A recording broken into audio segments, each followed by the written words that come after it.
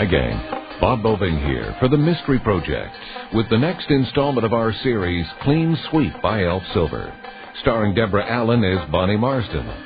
Being a good Samaritan can have a downside, and Ben Marsden is about to discover how down it can go when you get mixed up with the wrong sort of folks, official and otherwise.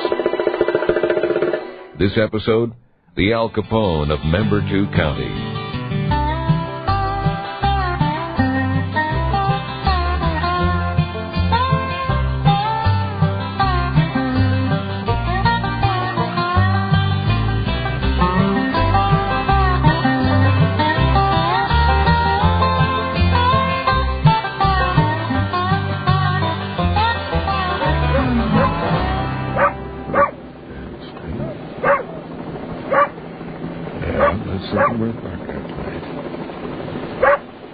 Now we just hut you back up on the line and you're back on duty for the day. Getting used to the routine? Good pop, Clyde. Ben, breakfast is ready. Sounds good to me. Damn strange. You hear anything about them changing the flight path to Greenwood? No, but I don't think D&D would call me up to tell me. Why? Helicopter crossing out back over our wood line. I only saw it for a second, but kept hearing it. Didn't seem to be going anywhere. It sure smells good in here. Maybe there's somebody lost in the woods. Well, I had the radio on. Bob Smiley didn't say anything on the news. Maybe the pilot got lost. Melissa still sleeping? Mm-hmm. She won't get much chance to sleep in once school starts back up again. I'll give her another half hour till it's time to get ready to go clean the Blanchards. I'll take her with me. I got a whole library of videos. What are you up to today? Well, I don't need a phone call to tell me that roof job won't be on today. I promised Melissa I'd fix up that old desk you got in the yard sale. So I'll just potter away on it in the barn, maybe take out a pot of tea with a little something to go in it. Have myself quiet on a rainy day. Sounds like a nice kind of day. Sounds like a real nice day.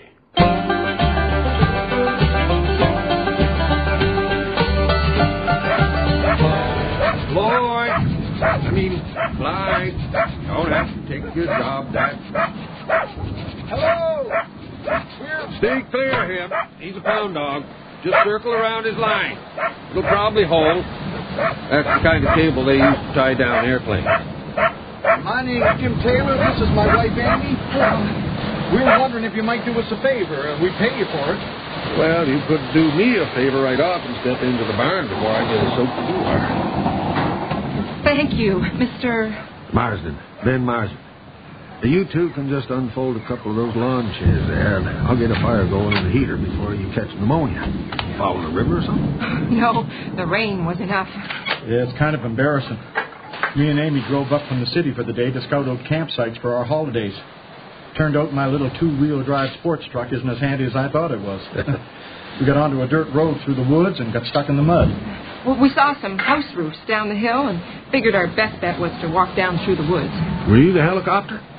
The helicopter? There was a helicopter come over first thing this morning. I thought it might be somebody lost in the woods. We only left the truck 20 minutes ago, so if they were looking for somebody, it wasn't us. We thought we might be able to find a gas station with a tow truck. But then we come out of the woods into your yard, and sitting right there is that big four-wheel drive pickup. Some days it's a four-wheel drive. Some days you got to start with a hammer. I thought maybe you could tow us out. We'd pay you $20. Well, I can give it a try. But first, we better get you two drowned rats to stop shivering. Tea's still warm, and I always keep an extra couple of cups out here. Ben, tea'd be nice, but you wouldn't happen to have anything a little stronger to take the chill off Amy? Just might. Got a little pint of spring water.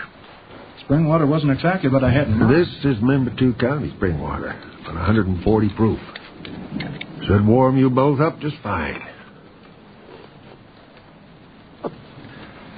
Oh, yeah. You ever had moonshine before, Amy? No, but it sure does the trick. I haven't had a drink of shine in years, and it sure wasn't as smooth as this. Could I buy a bottle off you, Ben? It's not for sale. Oh, I sure would like a bottle to take home. I'll pay top dollar. This stuff isn't for selling, ever. Just a little something that comes my way once in a while, but you're welcome to a refill, and I just might join you.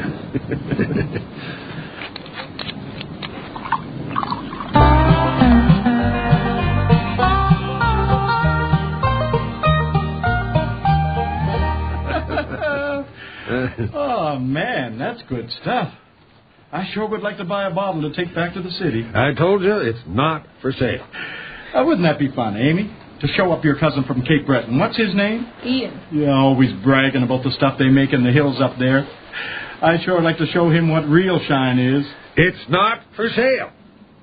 Oh, hell, there's hardly any left in the bottle anyway. Take it.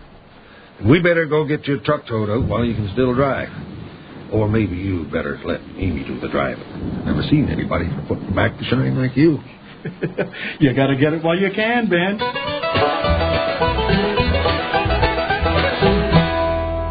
More ketchup, please. Well, okay. But you might as well just drink it out of the bottle. You were going back to that roof job after lunch? No, got her all crowned and done. Everybody wanted to rush before the sun hit them shingles. Hello? Mrs. Marsden, it's Corporal Kowalchuk. Is your husband there, please? Sure, what's... Might I speak with him, please? Sure. Ben? Okay. It's Corporal Kowalchuk. What? I hope there hasn't been an accident. Hello? Mr. Marsden, would it be possible for you to come into the detachment within, say, the next half hour? I guess. Why? I can't explain that over the telephone, but it will be better for you to come in voluntarily than if I have to come out and get you.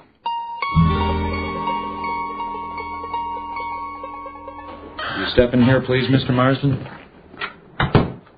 Please take a seat behind the table there. Sure. And now, can you tell me what the hell this is all about? I think it will save a lot of time and trouble if I just introduce you to some people. Would you step in here for a moment, please?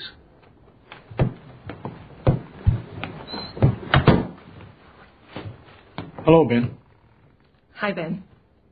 Jim. Amy. The people you know as Jim and Amy Taylor, Mr. Marsden, are agents of the Federal Excise Department. Cute. Real friggin' cute. We thought so. We'll be in the next room, Corporal, if you need us. So, Mr. Marsden, you are being charged with trafficking in illegal contraband liquor. I never sold them anything. The agents are in possession of liquor they received from you and corroborate each other's statements that you received $20 from them. That was for pulling their goddamn truck out of the mud. Would you wait here a moment, please? Don't look like I'm going anywhere. As you may have heard, Mr. Marsden claims that that $20 was for pulling your goddamn truck out of the mud. If you read our statements carefully, Corporal, you'll see they state clearly that we received contraband liquor from Mr. Marsden and that during the course of the operation he received $20 from us. So a magistrate might assume...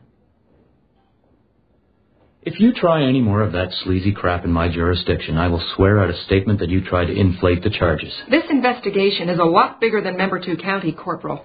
And your job is to assist us in any way you can. My job is to enforce the law. I will proceed with the interrogation as per recommendations.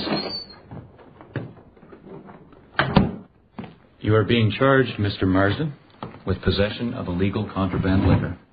I don't know anything about illegal contraband. What's it? Us hillbillies just call it moonshine. You have the right to have a lawyer present during questioning. Don't see much need. Seems pretty cut and dry. All right. Would you tell me where you got the moonshine? Sure. Old Morley Bishop. Bishop. Do you know where I might find Mr. Bishop? Sure. Pisiquid Village Cemetery. He went for a drive with somebody who drunk more of his stuff than he had. And when did that happen? About a year and a half ago, just before your time. Are you expecting me to believe you had that bottle lying around for a year and a half? It don't go bad. I I think you should take this a little more seriously, Ben. I know it seems like a penny ante charge whether you cooperate or not, but the excise department has powers that go beyond normal law enforcement. Like what? For one thing, they can confiscate your vehicle immediately, since it was used to transport illegal contraband liquor. Here's a key. If they can start it, they can have it. I have to do this, Ben. I've been given a list of names. I'm not asking you to say anything about any of these people. All you have to do is nod your head if you hear the right name, and that'll be enough for me to get a search warrant. Ruby McLean? Harlan Wade? Neil Morris? You can read out the whole Member 2 county phone book, Corporal. I ain't no damned informer. I guess you better call up legal aid and tell them to appoint me a lawyer after all.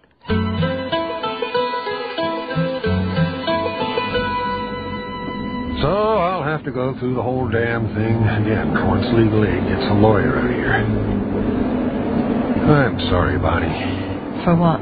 For being so goddamn stupid. I should have listened to Clyde. How's that? He went nuts as soon as he got a whiff of those two. Gonna be a great dog. When we go by there, Irving, could you pull in for a minute? For the payphone. Yeah, I won't be on it long. But how was anybody supposed to guess the Federal Excise Department would put on this whole complicated undercover operation just because there's a couple old fellas in the hills making a little stuff for people that can't afford the liquor store? They seem to figure that I'm the Al Capone in Member 2 County. Damn it, Bonnie. The whole reason there's supposed to be laws and law officers is to make a decent place to live. Who wants to live in a place where anybody that offers hospitality to a lost stranger is a fool? Well, guess that makes me a fool. You're not a fool, Ben. You're just unlucky.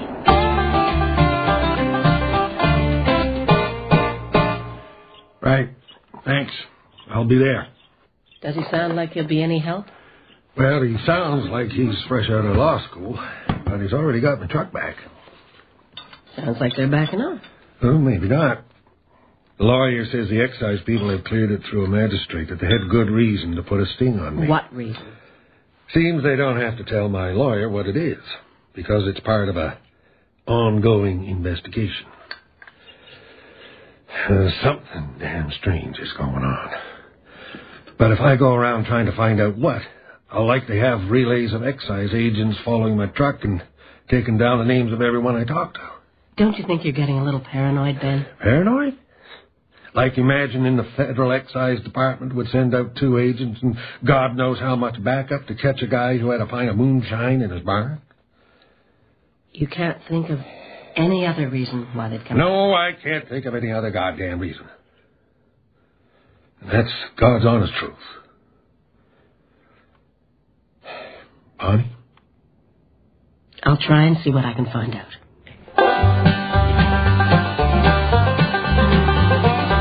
Good morning, Ruby. I was just passing by and thought I'd see how you were doing. Is Albert still up in Foro, or is somebody else going to give you a hand with all that fire? Well, sure, George. I'd love a cup of tea. I guess you heard Ben's in a bit of trouble. The Mounties seem to think he's the Al Capone of Member 2. Kidding, Muriel. What a sin. Well, I thought maybe I'd drop by for a cup of tea and bring Melissa along if you don't have too many kids on your hands already. Sure, I'd love a cup of tea, Lachlan. But go ahead and finish with your motor. I'm not throwing you off. A videotape.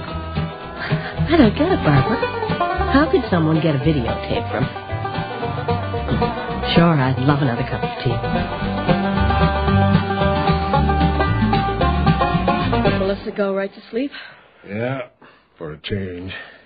Well, I think I finally found out what happened. Maybe. I was wondering if you were ever going to say anything. I was wondering if my kidneys were going to give out. Oh, I'd found out a lot of possibilities.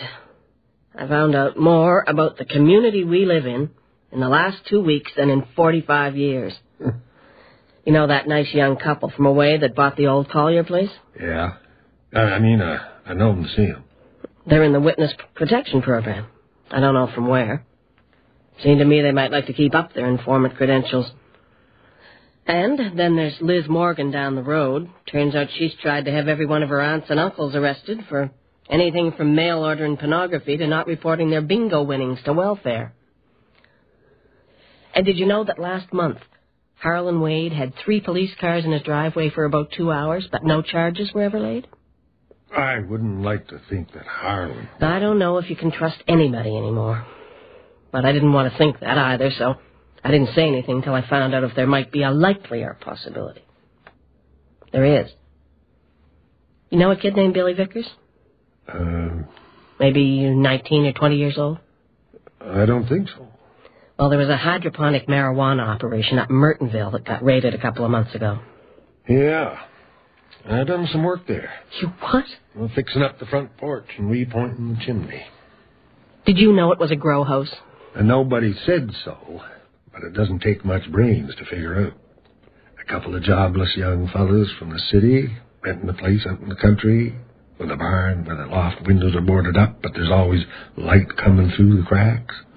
A buried power line that don't seem to be connected to the meter. It was none of my business. But those 2 young fellas weren't 19 or 20, more like 25. Billy Vickers didn't live there, but he was there when the police showed up. A gopher, right? Local kid who was always going in and out of the barn. He was in jail since then. His lawyer waived bail. Waived bail? Well, his trial came up last week, and they let him off for time already served, and for other considerations. It seems that while Billy Vickers was in jail, he made a videotaped confession. A long confession. Wouldn't figure a kid like that had much to confess. From what they say, he was confessing for a lot of other people, too. The lawyers for those other people have a right to review all the evidence, including that videotape. Oh, then why couldn't my lawyer? Maybe it isn't evidence in your case. They already have all the evidence they need. But if that tape is the justification for the excise agents coming after you, the ongoing investigation, maybe there's something on it your lawyer could use to say that they had no good reason to try and set you up. Maybe. If he could get his hands on it. He can't, but we could. How? Somebody in one of those other lawyers' offices made a copy of that videotape, then handed it over to her cousin or somebody. There's copies of the copy going for $200 apiece. $200? The kid doesn't even know me. They say your name is on the tape. Who says? Wanda Birch, down in Butcher's Corners. She never gives anything away except hints. She wants $200. I know it sounds like a lot of money, but it might help get your case thrown out of court. Or it might not. But I want to watch the movie, too. It's not a movie you'd like, honey, and it's way past your bedtime. Go to sleep now. Here, you run it. My hand's all sweaty. They say it's not the whole tape. There was a bunch of stuff at the beginning about in the presence of his lawyer and all that. Now, Billy, I have a list of names. They always do. Most of them we already have plenty of evidence against, so it isn't like you're being an informer. We just want to have your cooperation. You know I'm trying to cooperate, Amy. I know that, Billy. If you recognize one of the names but don't want to say anything, just nod your Is she head. one of them? One of the ground rats? Are you ready? Yeah. Yeah. And the other one's the other one. Morris Eubanks. No. Ruby McLean. Sorry. But I don't know. Ben Marston. Oh, yeah. Ben Marston. Sure. Big Ben Marsden. He was up at the grow house a few times doing some yard work. He does that kind of handyman stuff, but I think it's just a front. A front for what? Well, after he'd been there one day, one of the other guys said, "That big old dumb country boy has got his fingers in every scheme in Membertou County." I wish. He always had a little moonshine with him for his breaks. Do you think he has it still? Oh, I wouldn't be surprised if he had 5 or 6 around the county with other people making for him to sell. You can make a lot of money, can't you? Trucking moonshine into Halifax for bars to mix with their vodka or gin or... That's right, Billy. Does Ben Marston have a grow house, too? Oh, I don't know about a grow house, but he's probably got a few acres of woods behind his place, eh? All those old guys do. That's probably where he grows it. helicopter. I mean, back there in the woods. The helicopter that was hovering around that morning. Going through there. They probably didn't know about country hours and thought we wouldn't be awake there. Put up They were no looking hunting, no for Ben Marston's trespassing. marijuana plantation. How many tens of thousands of dollars did they spend trying to stop me from drinking liquor with no taxes on it? But now they have to convict you of something or look foolish. Tom States. I heard the name somewheres, but Orland Milgard. no. You might as well turn it off. Jack Burton. Just run it back a couple seconds, okay?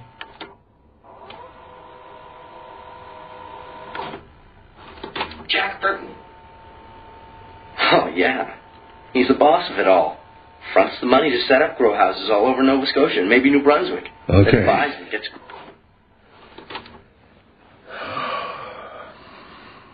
Jack Burton.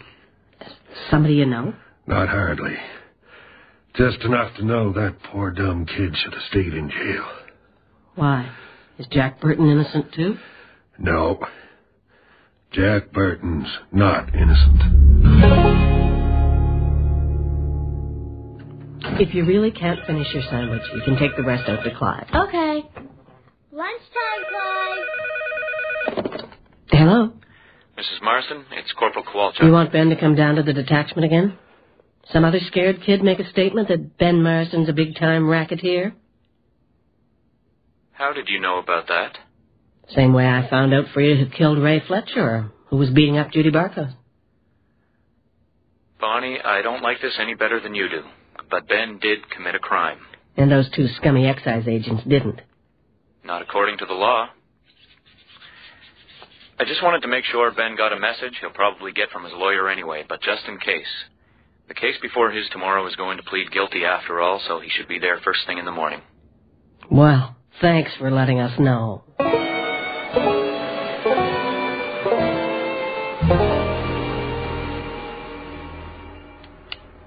Can't sleep? Not yet. I was probably going to wake you up in a few minutes anyway. Again? I've been thinking about something. Have been since I last talked to the lawyer. He figures it'll be a fine of $500 or 2 weeks in jail. Mm-hmm. Bonnie, we don't have $500. Especially since spending $200 on that damn tape. We've got almost $700 in the bank. Now, that's the mortgage and groceries. Mona at the bank would put a loan through in a minute. We can't carry any loan. 2 weeks in. I'd only served 10 days. I wouldn't make $500 in 10 days out working. And what bits of work I got lined up will still be waiting when I get out. You can't go to jail. Well, I sure as hell don't want to. Only jail time I ever done was overnighters when I was a kid. But it's only 10 days. I probably won't even notice where I am the first week or so. I'll be busy going through withdrawal. How's that? Bonnie, I'm an alcoholic. What? That's ridiculous. I haven't seen you fallen down drunk in years. I haven't been. Just been on... What's the dog food label say? Basic maintenance. You must have smelled it on me when I climbed into bed every night. A lot of people always take a drink at the end of the day. It wasn't just the end of the day. Ever since I got laid off, and what work I do get is all in my own stick, there's always a bottle of shine in the barn or in my toolbox. If I go too long without a nip, my hands start to shake. I never noticed. Well, it wasn't anything to notice. As long as I stayed on basic maintenance. It just got to be a habit. It keeps me from losing my patience. Maybe it's not such a bad thing that I'll have to dry out in a place with guards and bars on the windows. You won't be the only one going through withdrawal. Huh? It's almost 30 years since we went 10 days without seeing each other. Well, we'll see each other. Hell, 10 days. They might even let me serve it in the little Mountie lockup just down the road. I wasn't talking about visiting hours. I should have said 10 nights.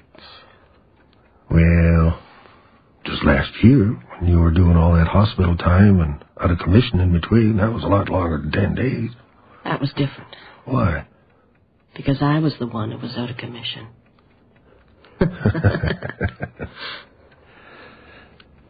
How much do you drink, Ben? Oh, probably a couple of pints a week of the heavy stuff. Some of the old fellows around here had called me a piker. Who knows? By the time they've dried me out in jail, I might come out a different man. I've never wanted a different man.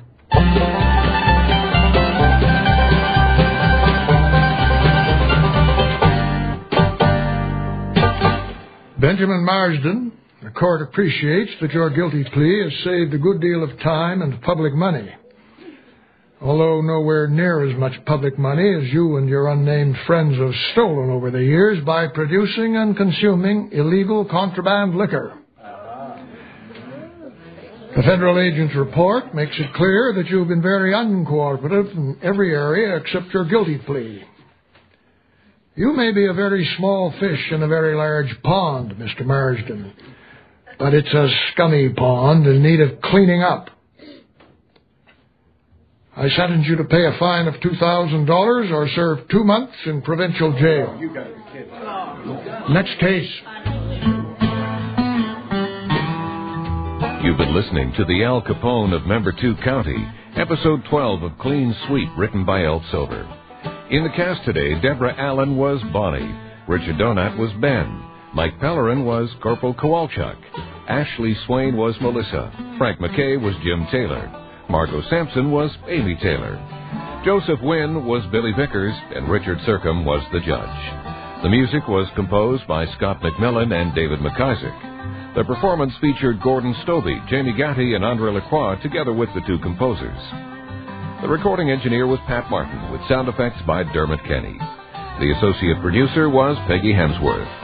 The play was produced and directed in Halifax by Bill Howell, the executive producer of The Mystery Project. I'm Bob Boving, thanking you for listening and inviting your comments, and also hoping that you'll join us next time when Bonnie has to deal with more than holding the fort till Ben comes home.